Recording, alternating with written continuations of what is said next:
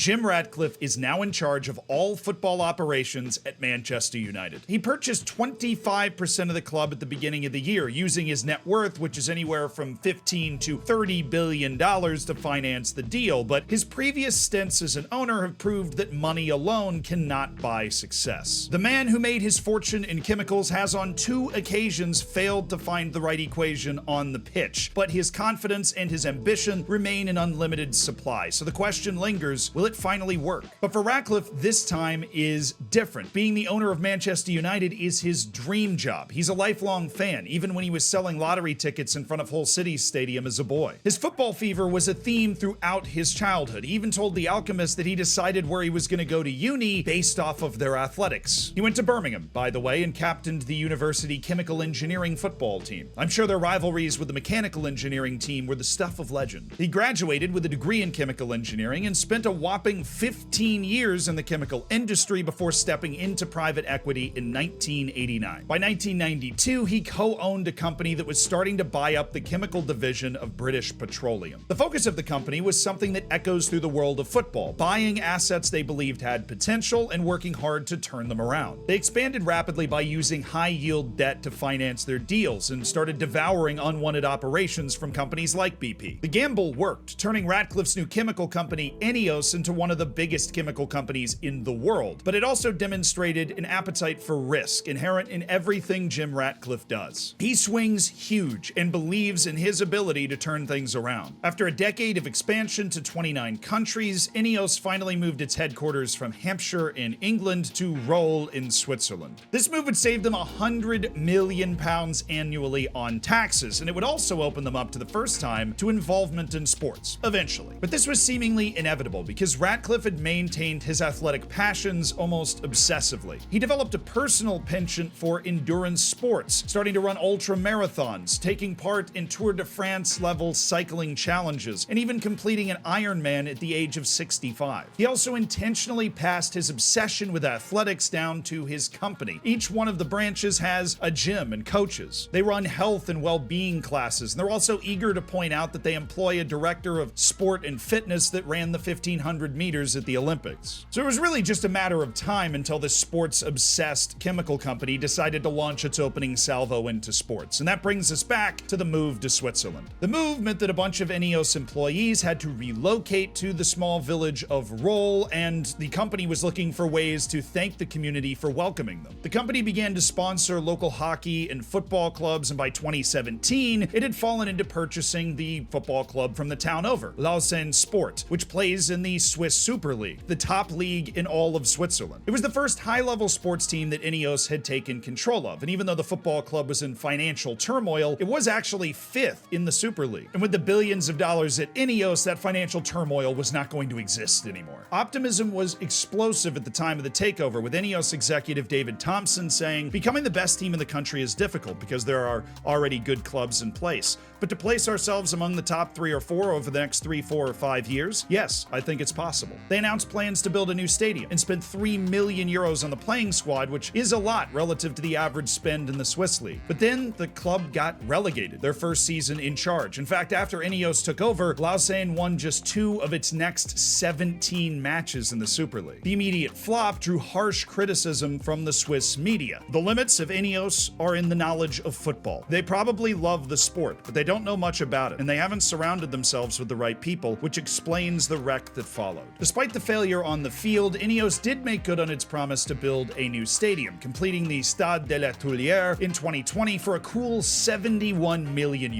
But success remained elusive. It took 2 years to get back into the Super League, and once they were there, they were relegated again in 2022, only to finally make it back up into the Super League again last season. And right now, in the top league of Switzerland, Lausanne is only 8th out of the 12 teams, 7 years after the takeover. To make matters worse, the poor results on the field were colored in by a run of bizarre off-field incidents. Right after the takeover, Jim Ratcliffe and Ineos tried to change the club's badge to include the Ineos logo, but had to renege on this move after a huge amount of fan backlash, obviously. The club leadership was also a revolving door of people close to Jim Ratcliffe instead of people that actually knew how to run a football club. Jim's brother Bob was appointed the president in 2019. Club CEO Alain Heemskerk admitted to not knowing much about football just last season. He admitted that publicly. The result was a scattergun transfer approach, as One Football called it, in an article detailing the issues with Ineos club leadership. They described an uncomfortable atmosphere where things spiraled out of control and the perception of Ineos' time in charge was one of confusion. That didn't stop Jim Ratcliffe and Ineos from taking on more sporting challenges, though. In 2019, they took over as the principal sponsor of the Team Sky cycling team, and they won the 2019 Tour de France before entering into what has been described as a transition period for the last couple of seasons. They became the principal partners of the Mercedes-AMG F1 team in 2020, the final year of Lewis's dominance before the reign of Max Verstappen began. They also formed Ineos Team UK to compete in the America's Cup in 2021, a sailing event, and Jim Ratcliffe sunk more than £100 million into that project alone. But the biggest investment was another one in the world of football. In 2019, just 2 years after buying Lausanne Sport, Jim Ratcliffe and Ineos bought Nice in the top French league for €100 million.